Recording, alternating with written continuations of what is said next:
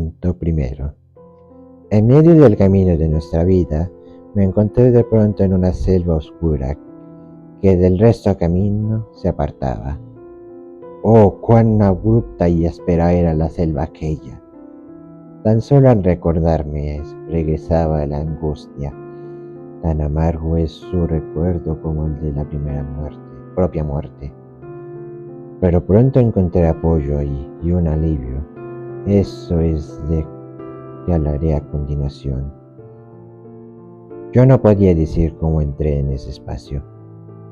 Tanto me abrumaba el sueño que abandoné el camino seguro y de pronto me encontré al pie de una colina, justo donde terminaba el largo valle que tanto contrañía mi corazón. Miré a lo alto y vislumbré tras el collaje los rayos del astro que a todos da seguridad y buena guía. Se apartaron un poco los temores que esa noche hacían de mí en mi corazón un lago inquieto, y entonces sentí que mi alma era como la de un náufrago anhelante de las playas seguras, que se vuelven para mirar las peligrosas aguas, y así fue que mi espíritu azorado contempló aquel espacio amoroso del que ningún ser vivo jamás pudo escapar. Cuando hube restaurado un poco las fatigas del cuerpo, comencé a caminar por la playa desierta y sentí que ascendía a la colina, pues uno de mis pies estaba siempre abajo. Apenas alcancé una pendiente mayor y ante mí apareció una pantera feroz y muy ligera, toda cubierta de piel maculada, que me miraba con fiereza y me impedía el paso, amenazante, por lo que varias veces tuve que retroceder. Era ya tiempo de nacer el día. El sol iba en ascenso y se reunía con sus hermanas, las estrellas, que ya estaban con él cuando el amor divino dio el primer impulso a esas bellas luminarias que ahora me daban su luz y hacían que se disiparan mis temores frente a la fiera de la piel manchada, pues apenas se abría el día en una dulce estación.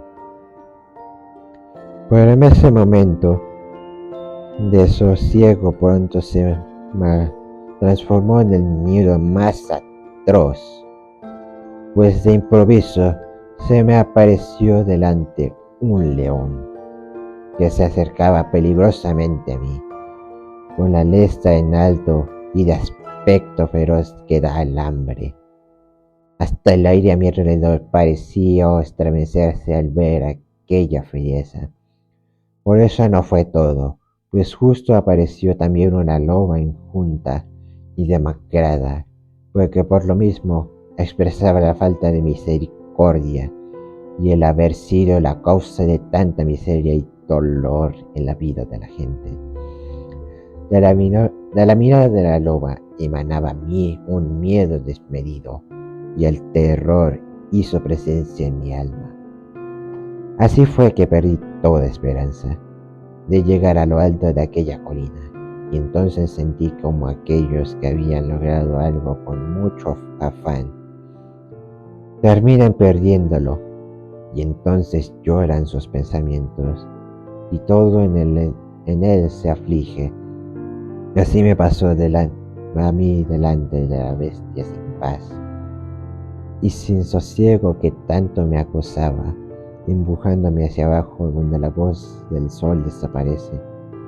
Así me fui precipitando hacia la senda abajo, mas de pronto surgió ante mis ojos la imagen de un ser que permanecía inquieto por tanto tiempo guardando silencio que yo lo tomé por mudo.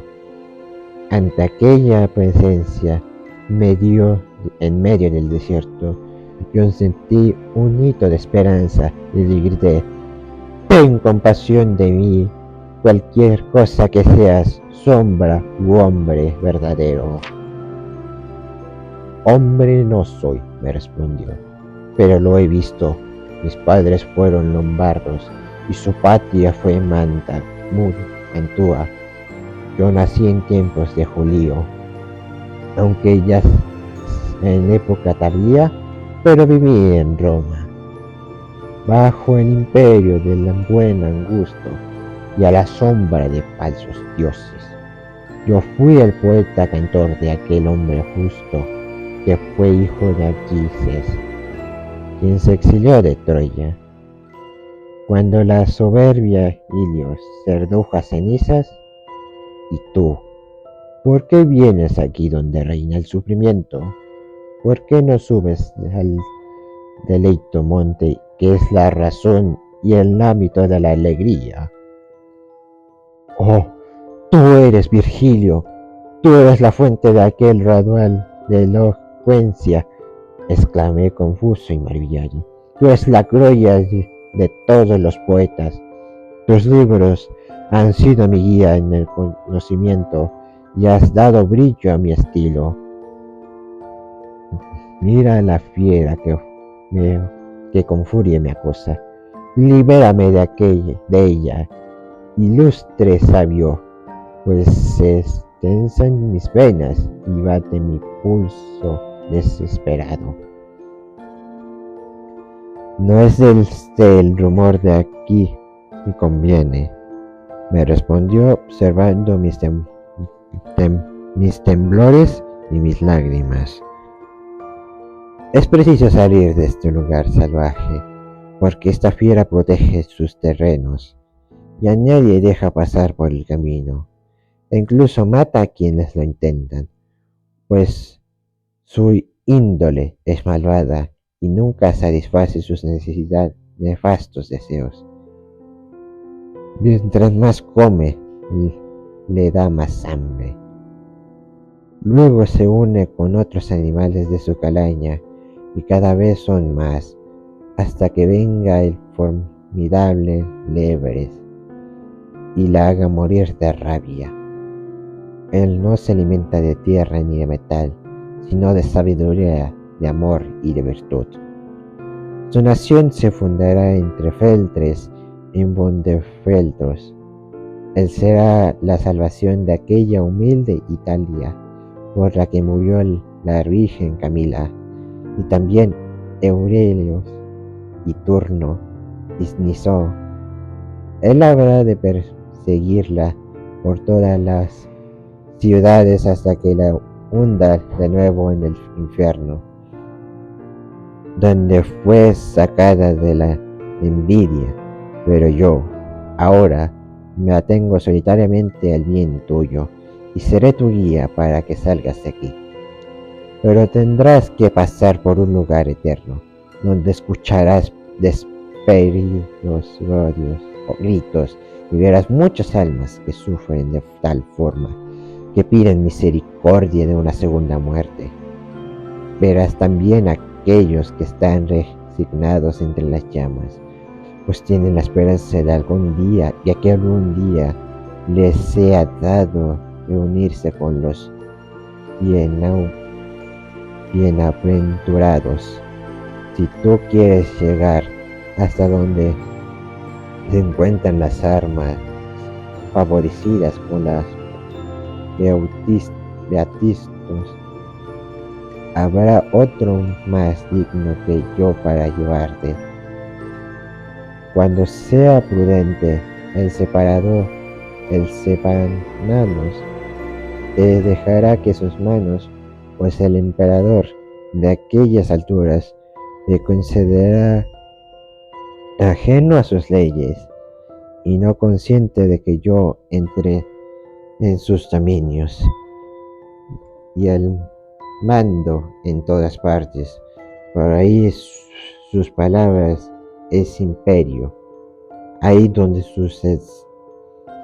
el celsa corte y su espléndido trono Dichoso aquellos que tienen, les permite ingresar a su reino.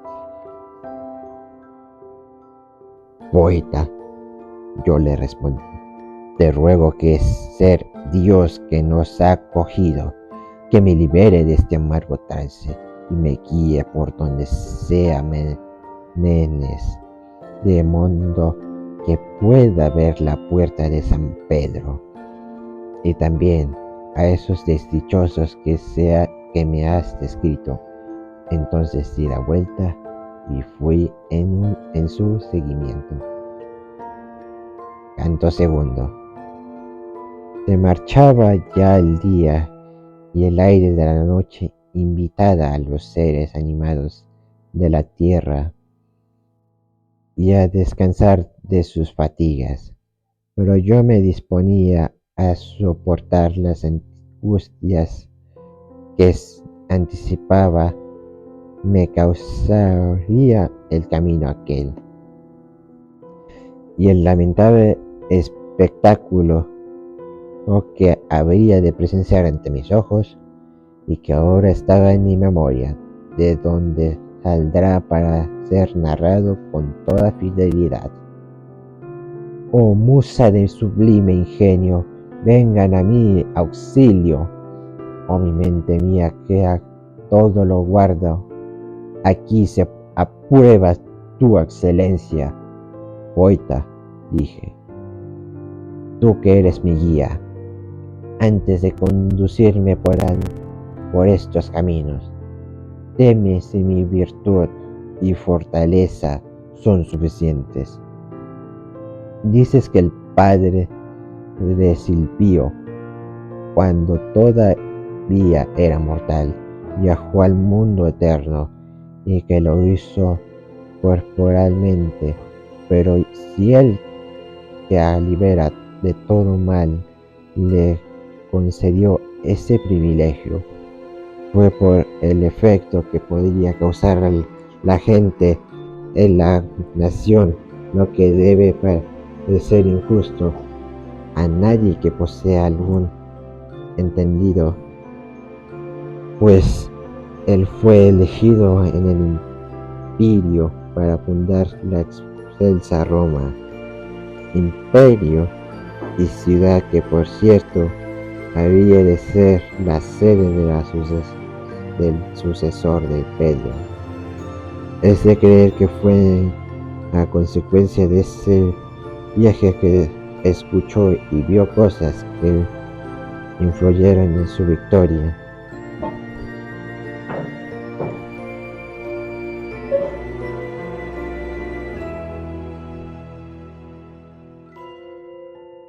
Y en la dignificación del poetificador, ahí encontró también el vaso de elección, con el que recibió la inspiración de aquella fe que es el camino de la salvación, porque he de ir yo por ese mismo camino.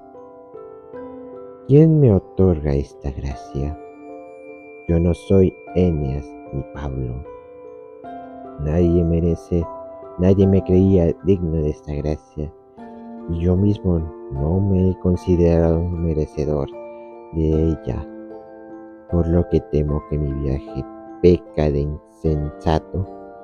Tú, como eres muy sabio, seguramente comprendes mi razón mejor que yo. Y como aquel que desiste de lo que desea, porque nuevos pensamientos lo inducen a cambiar sus propósitos, apartándose de la idea original. Quise yo que procediera mi voluntad en aquel sitio de pavor, tratando de cambiar las ideas que tanto me inquietaban.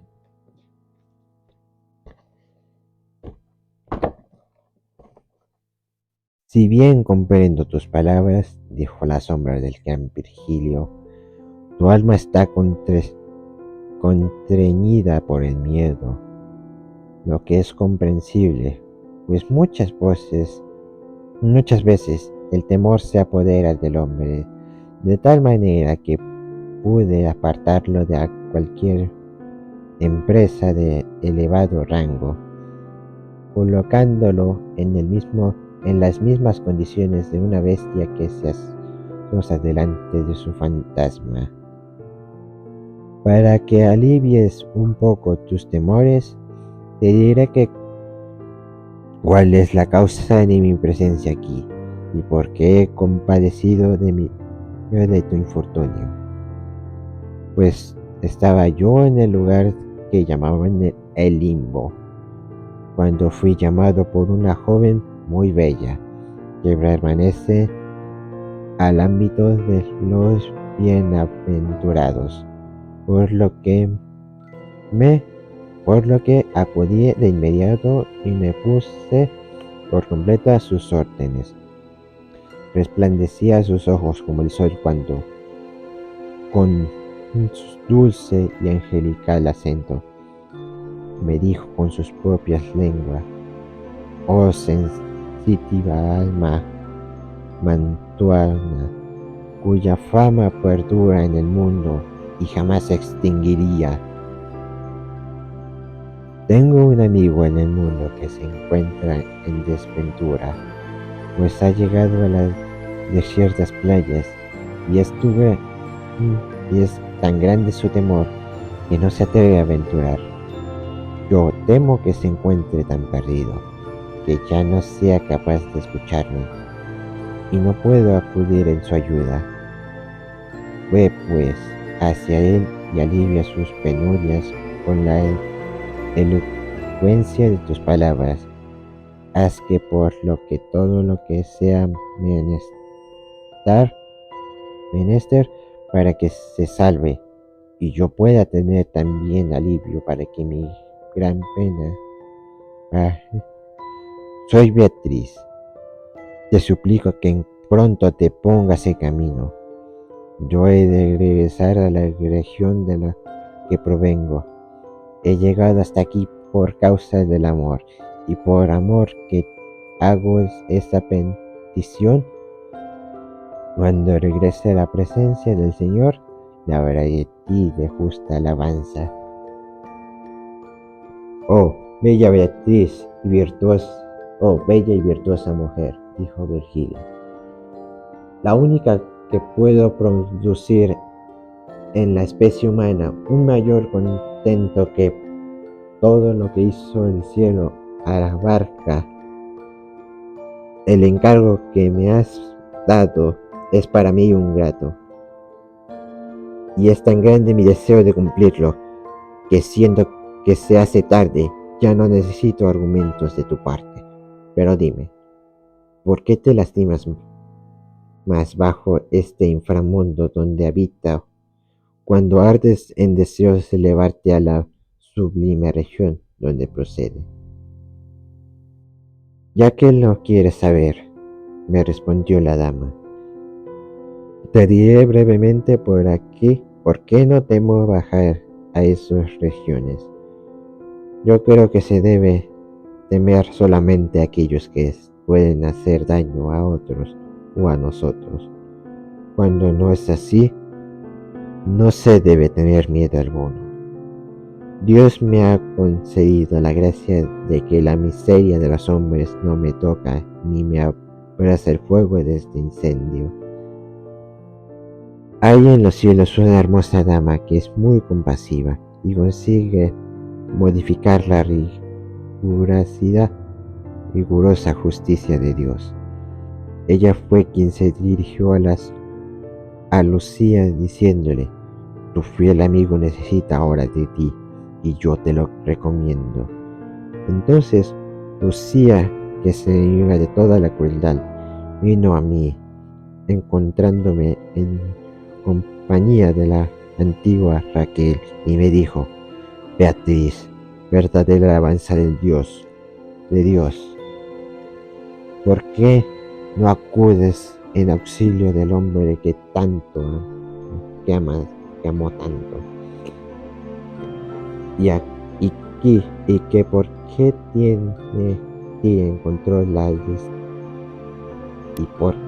qué por ti encontró la distinción entre la multitud de hombres comunes.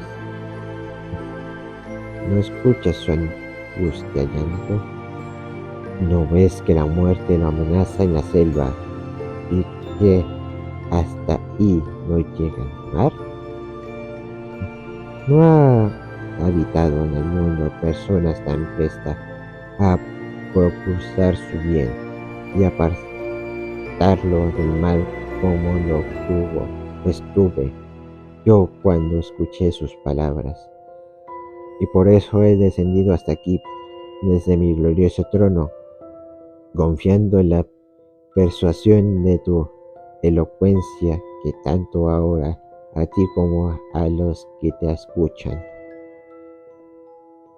Cuando ella terminó de hablar, siguió diciendo Virgilio.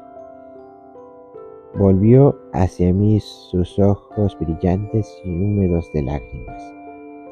Lo que me conmovió tanto que partí de inmediato es por su voluntad que estoy aquí. Y es por eso que te he liberado de aquella fiera que obstaculizaba tu camino del monte. ¿Por qué entonces permaneces inmóvil y dejas que tu corazón se llene de temor? ¿Por qué te falta el valor y la confianza cuando estas tres bienaventuras se preocupan de ti, del reino celestial, y mis palabras se expresan los bienes que ellas emanan? Al igual que la florecilla que por el frío de la noche cierra sus corolas y al salir el sol se alzan sobre sus tallos y se abren al calor. Así fue vencido el abatimiento de mi corazón, que se trocó en valentía, por lo que ya sin temor alguna exclamé: ¡qué gran piedad la que de aquellas que piensan en mí! Y cuán bondadosa la tuya, que acceda a los deseos de ella. Tus palabras me han llenado mi corazón del deseo de seguir adelante y realizar todo aquello que antes me proponía. Ahora es mi mismo anhelo lo que nos anima. Vayamos pues, tú eres mi guía, mi Señor y mi Maestro. Al decir yo estas palabras, él se puso en movimiento y emprendimos aquel camino abrupto y sombrío. Canto tercero. Por mí se llega a la ciudad del llanto, por mí se llega al dolor eterno y a los que se han perdido para siempre. Ha dictado justicia el gran Creador, hízome con su poder divino, con toda su ciencia y amor primigenio, y en mí no hay fin ni cambio alguno. Nada fue antes de aquello, sino lo eterno. Ustedes, que a este reciente penetran, reúnanse para siempre a la esperanza. Aquellas palabras estaban escritas con grandes letras negras sobre la puerta, y entonces exclamé: Maestro, es un horror lo que ahí dice. Es conveniente no abrir temor alguno, me dijo él, haciéndose cargo de mis miedos. No hay que permitir el desmayo del corazón. Vamos entrando al primero de los lugares de los que te he hablado, y en él podrás ver las penas de las almas que han perdido la gracia de la inteligencia. Y después, haciéndome fuertemente de la mano, me sonrió, con lo que refresco mi espíritu y puedo entrar sin temor en aquel secreto espacio. Se hicieron muy densas las tinieblas, solamente escuchaba suspiros, lamentos y a veces aullidos lastimeros que me conmovían en lo profundo. Se escuchaban imprecaciones y juramentos malsanos en variadas lenguas y muchos gemidos, gritos de dolor y de rabia. A las voces roncas se unía el sonido de las manos que golpeaban estrepitosamente por todos lados y producían sonidos semejantes al de la arena que gira por efecto de un torbellino y golpea todo lo que encuentre a su paso. Yo me compadecí de aquella gente, sin poder verlos ni comprender qué pasaba con ellos. Así que pregunté a mi maestro, ¿quiénes son esos que en tal sufrimiento se encuentran? De esa misma forma, mísera forma, me respondió, se aquejan las almas de aquellos que pasaron su vida sin merecer alabanzas, pero tampoco vituperio.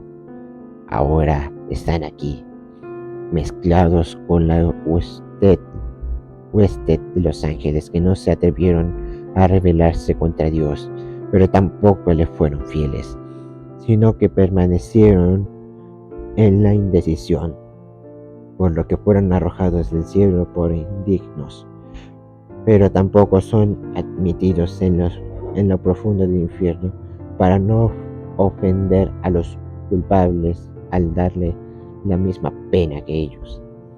Maestro, pregunté, ¿qué castigo es el suyo que lo induce a lamentarse de tal modo? Te lo diré brevemente, me contestó. Ellos no tienen siquiera el beneficio de la muerte. Su oscuridad existía es tan abisecta que miran con envidia a cualquiera que tome decisión en la vida. El mundo no quiere que se guarde memoria de ellos.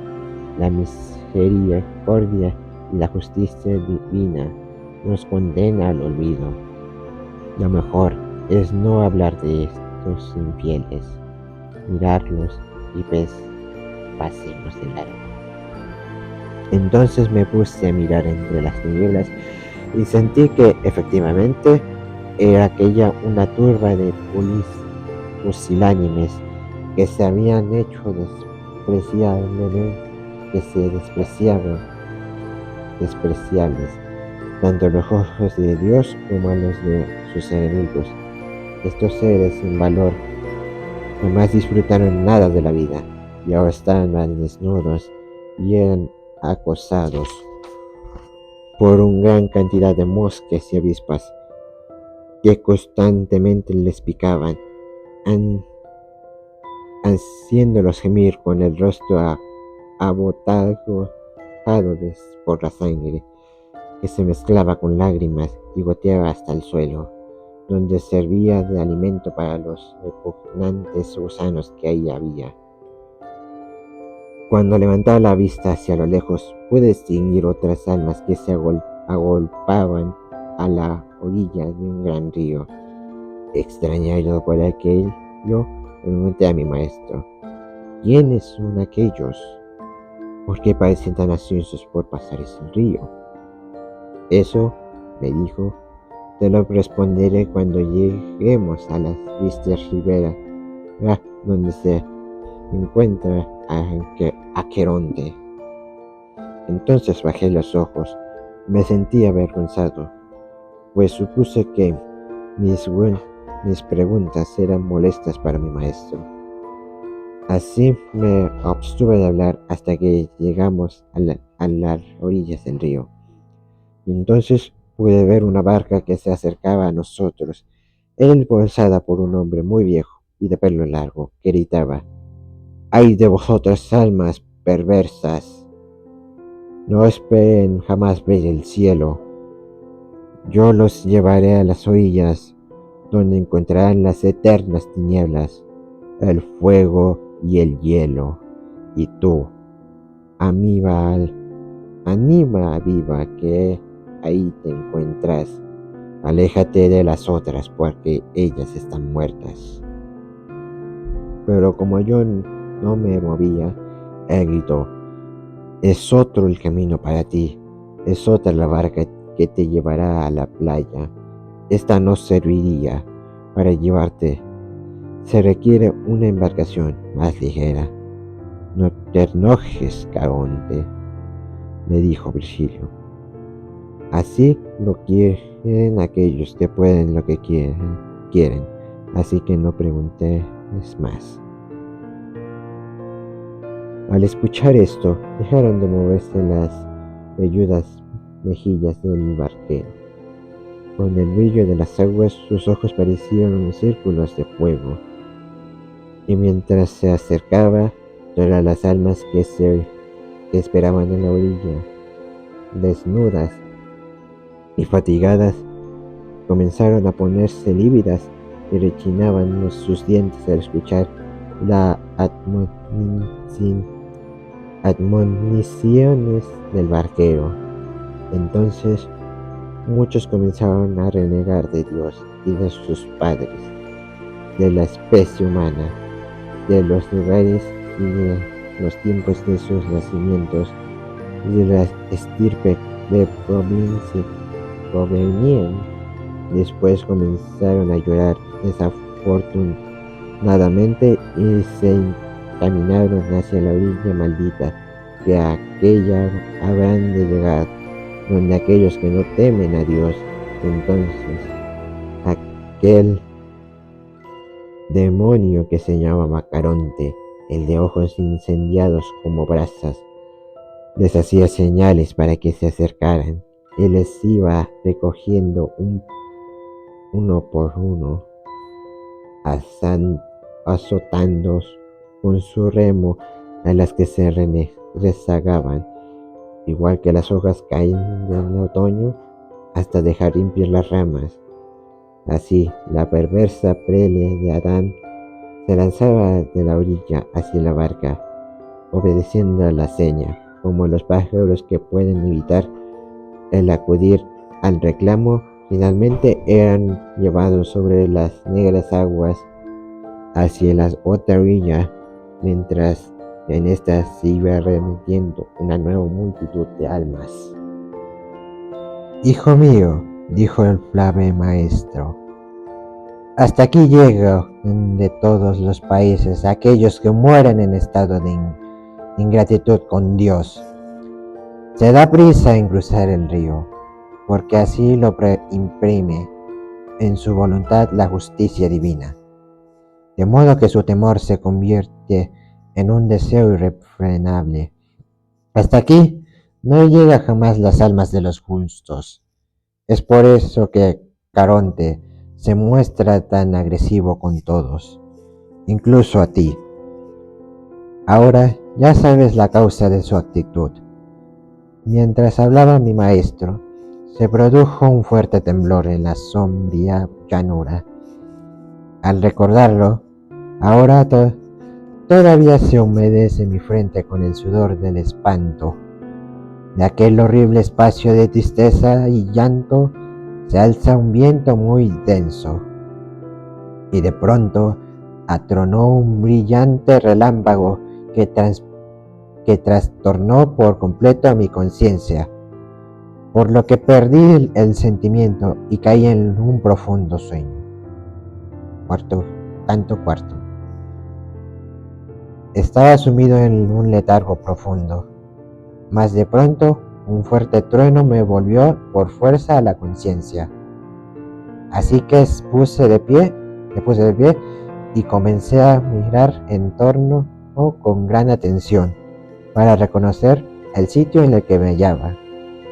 Y entonces comprendí sin duda alguna que me encontraba en los confines de aquel valle abismal, donde resuena el sordido rumor de llantos y lamentos, tan densa y oscura para la niebla ahí, que mi vista no podía permitir penetrarla, por lo que no pude distinguir objeto alguno. Ya es tiempo de bajar, dijo el poeta, con aire de ansiedad en su rostro. Concentrémonos hasta el mundo de las tinieblas. Yo iré adelante y tú seguirás. Advirtiendo yo la palidez de su rostro y la duda en su actitud, le dije: si eres tú quien me infunde valor, ¿cómo he de ir tras de ti si te da miedo, si te domina el miedo? Es la enorme angustia de los que habitan en este abismo lo que inunda mi cuerpo de compasión. Eso es lo que tú observas y lo que confundes con miedo. Pero vayamos adelante, que el camino es largo y es menester apresurar el paso. Así fue como el primero y yo en su seguimiento nos adentramos en el primer círculo de la infernal mansión.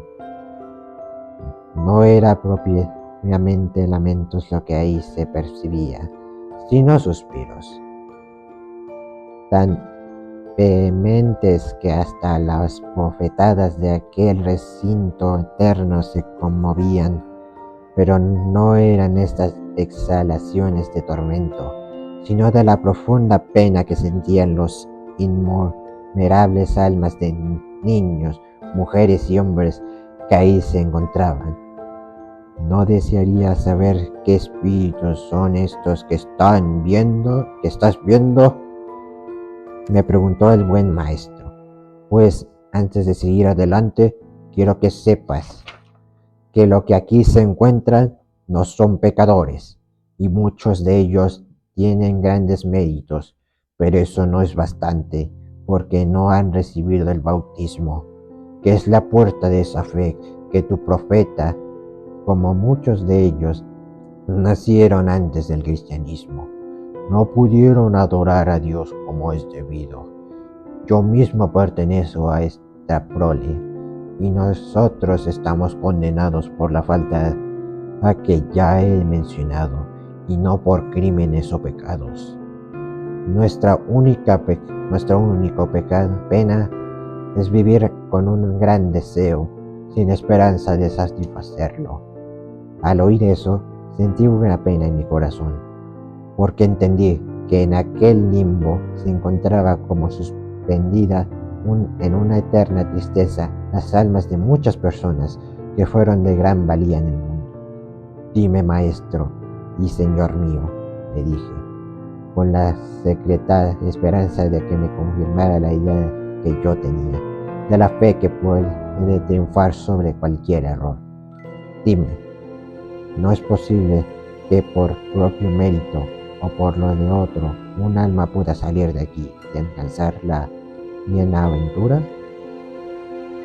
Virgilio comprendió el sentimiento de mi pregunta y me contestó: era yo en este lugar cuando vi que llegaba el alma de un poderoso coronado con el signo de la victoria. Entonces sacó el alma del primer padre, la de Abel y su hijo, también la de Noé y la de Moisés, gran legislador y obediente de los designios de Dios, y la del patriarca Abraham, la del rey David de Israel, junto con la del padre de él y la de Raquel, por cuyo amor realizó grandes hazañas y sacó muchos otros que por ello alcanzaron la gracia. Pues has de saber que antes de ello, de todos ellos, ningún espíritu humano había alcanzado la salvación. Mientras mi maestro hablaba, seguíamos caminando y nos adentramos en aquel lugar escabroso donde pululaban las almas de aquellos penantes. Estamos todavía cerca del punto por el que habíamos entrado, cuando percibí un resplandor que impedía las tinieblas a lo lejos.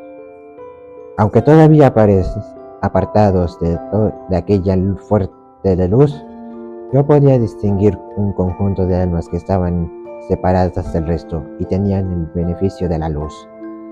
Oh, tú que significas la ciencia y las artes, dije a mi maestro, ¿quiénes son estos a los que se da tal preferencia, separados de los demás?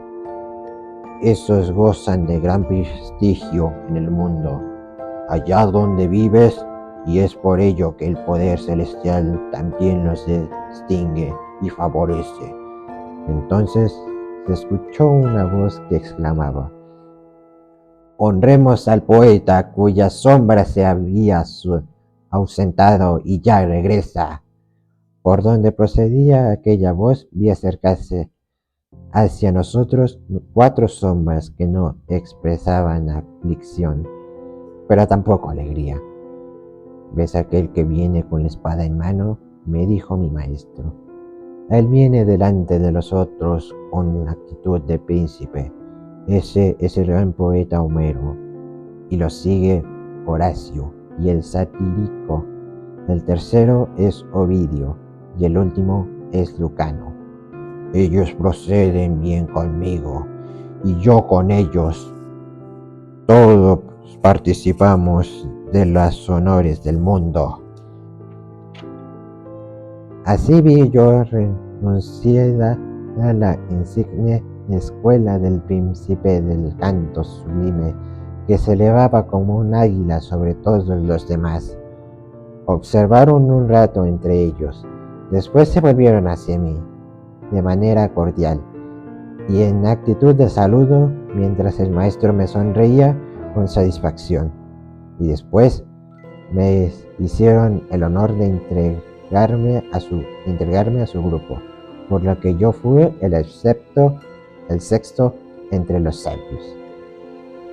Seguimos pues caminando hacia la luz y conservando de cosas que aquí es preferible callar, aunque era bueno hablar de eso en el lugar donde nos encontrábamos. Así llegamos hasta la base de un castillo cercado por 7 altas murallas, y en cuyo alrededor había un arroyuelo a manera de foso defensivo, pero era desde angosto que la pasamos de un salto. Al atravesar 7 puertas llegamos hasta un agradable prado de hierbas frescas, donde se encontraban unos personajes de mirada adusta, pero tranquila, cuyos rostros expresaban una gran autoridad. Ellos hablaban poco, y con todo lo hacía su voz era suave, por lo que no quería disturbarlos. Nos encaminamos hacia un lugar que se encontraba en lo alto, por lo que desde ahí se podía observar el espacio entero y a todos los que ahí moraban, que yo veía como si deambularan sobre tapiz verde. Ahí pude ver y reconocer a muchos espíritus ilustres que ahora me complazco en recordar. Vi a Electra, rodeada de muchos de sus descendientes. De entre ellos reconocí a Héctor y a Eneas, y al que tiene ojos de halcón llamado César. Y también vi a Camila y Pentesilia. Por otro lado, vi al rey latino, sentado junto a su hija Lavinia. Luego vi a Bruto, quien fue el que expulsó a Tarquinio, y también a Lucrecia, a Julia, Marcia y Cornelia. Y más allá, apartado de todo, vi a Saladino. Levantando un poco más la vista, descubrí la connotado maestro sabio entre los sabios, sentado entre los filósofos, aquí a quienes todos admiran y todos rinden homenaje. Muy cerca de él se encontraba Sócrates y también Platón.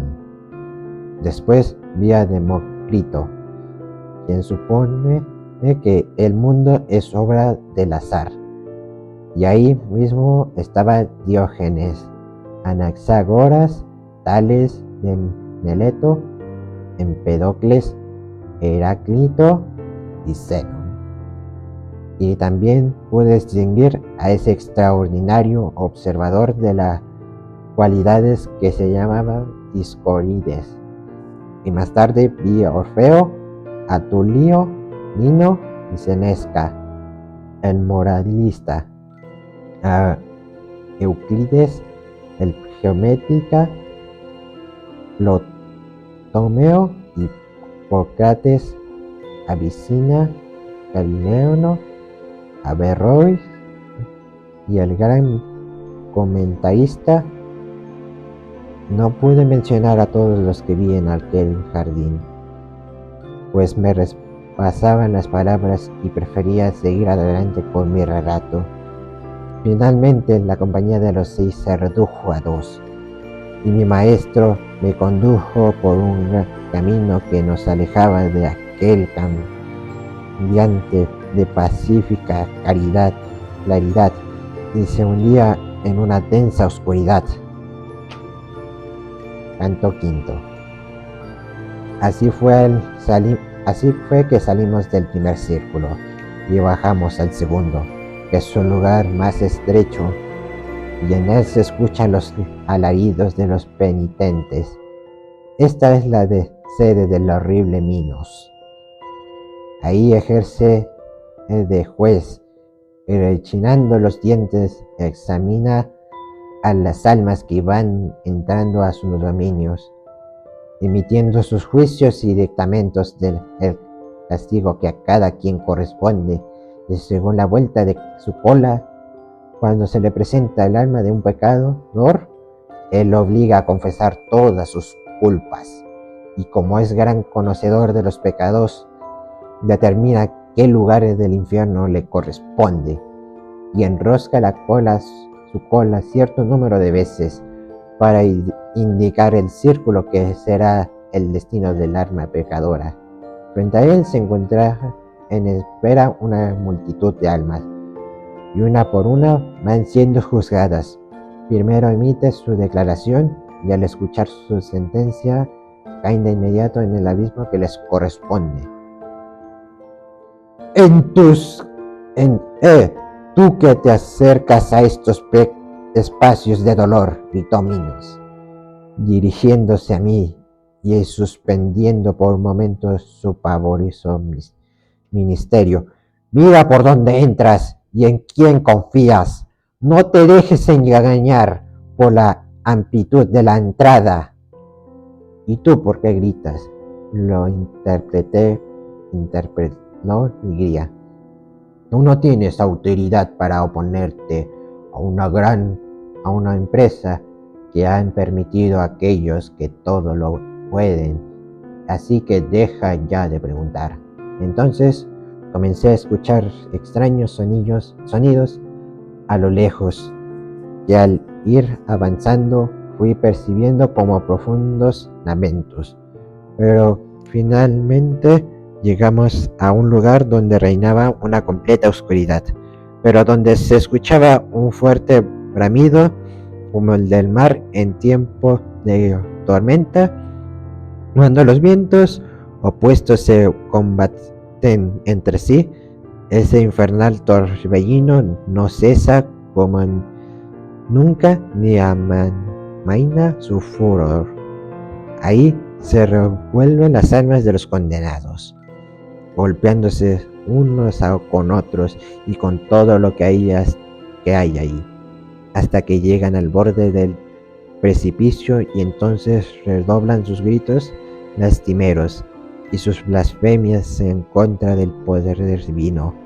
Supe entonces que aquel horrendo castigo era el precio por los pecadores de la carne, y era el destino que aquellos que pierden la razón y se entregan a los apetitos, así llegan hasta estos hábitos de dolor, en grandes bandadas, como hacen los estornidos en los tiempos invernales, y después caen en la fuerza del huracán que los lanza por todos lados sin que puedan hacer nada por evitarlo, y sin que les sea dado el abrigar la mínima esperanza, no ya de que su pena sea minore, sino el menos de encontrar un momento de reposo. De igual manera que pasan bandadas de grullas por el aire, emiten graznidos y en largas formaciones asimosma ya llegadas las almas de los pecadores gritando de dolor al impulso del violento remolino. Entonces pregunté: Maestro, ¿quiénes son esas almas atormentadas por el furioso viento? La primera de ellas me respondió: imperó sobre mucha gente, pero cayó en el exceso y la lujuria, con tal desenfreno que promulgó las leyes en las que el vicio era permitido, lo que le permitió justificar la infamia en la que había caído. Se trata de Semiramis, quien es reconocida por dar el pecho a Nino y más tarde ser esposa suya. Ella vivió en la tierra donde rige el sol, Dan. Aquella que le sigue es una que murió de indigno amor, violando el juramento que había hecho delante de las cenizas de Psiques. Y después viene la lujuriosa Cleopatra. Yo seguí observando a esas almas y distinguí a Helena, quien causó grandes calamidades, y junto a ella el gran Aquiles, quien fuera víctima del amor, lo que le causó la muerte. También vi a París, y mi maestro me señaló a Tristán y a muchas otras almas que perdieron su honor y su vida por causa del tormentoso amor. Al oír a mi sabio guía decir los nombres de tantos que en el mundo fueron damas y caballeros, sentí una lástima de tal intensidad que casi perdí el sentido. Pero tuve fuerza para decir a mi maestro: de buena gana conversaría yo con aquellos dos que van volando y que parecen tan ligeros como el ímpetu del viento. Espera que estén más cerca, me respondió, y pídeles que te escuchen por el amor que los conduce, y entonces vendrán al punto. Al momento que el viento los hizo pasar por donde estábamos, les dirigí la palabra: ¡oh, almas que padecen! Si nadie lo prohíbe, vengan a hablar con nosotros. Como palomas que buscan la seguridad del nido, tendidas sus almas y mecidas en el aire por el amor. Así salieron ellos del grupo en el que estaba Dido y cruzaron los aires maléficos para venir a nosotros. Tal eficacia detuvieron mis palabras. Oh cuerpo animado lleno de gracia y bondad, que vienes a visitar en este oscuro reino a quienes hemos teñido de nuestra sangre el mundo. Si no fuese por pisar del Rey del Universo, pudiéramos por ti y por tu descanso. Oh Eterno, pues te compadeces de nosotros y de nuestros perversos crímenes. Hablaremos contigo y te diremos lo que quieras oír mientras el viento esté en calma, como ahora.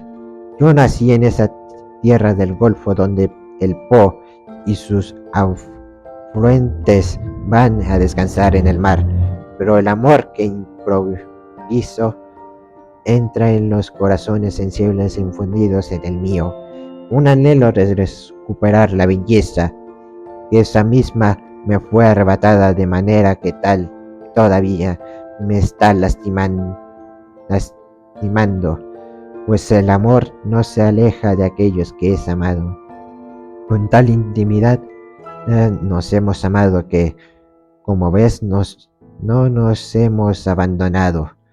Fue el amor lo que nos llevó a una misma muerte, y es Caín quien aguarda al que nos quitó la vida.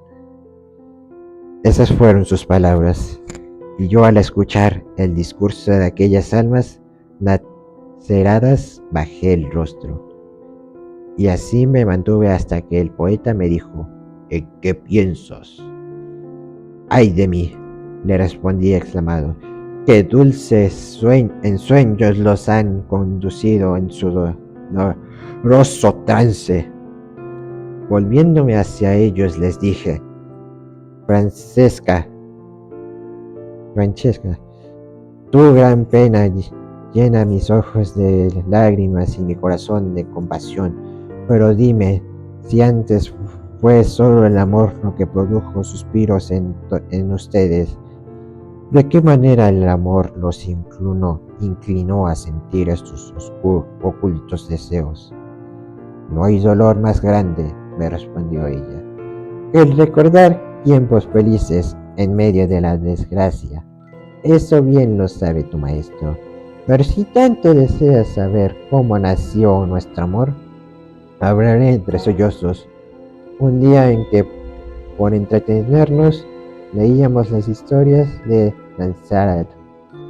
Encontramos el paisaje en el que él, vencido por el amor, estábamos solos y con frecuencia se encontraban nuestros ojos durante la lectura, y entonces se encendía de rubor nuestra mejilla, pero en un punto se perdió nuestro recanto, y fue al leer como el gentil amante apagó con un beso la sonrisa de su amada.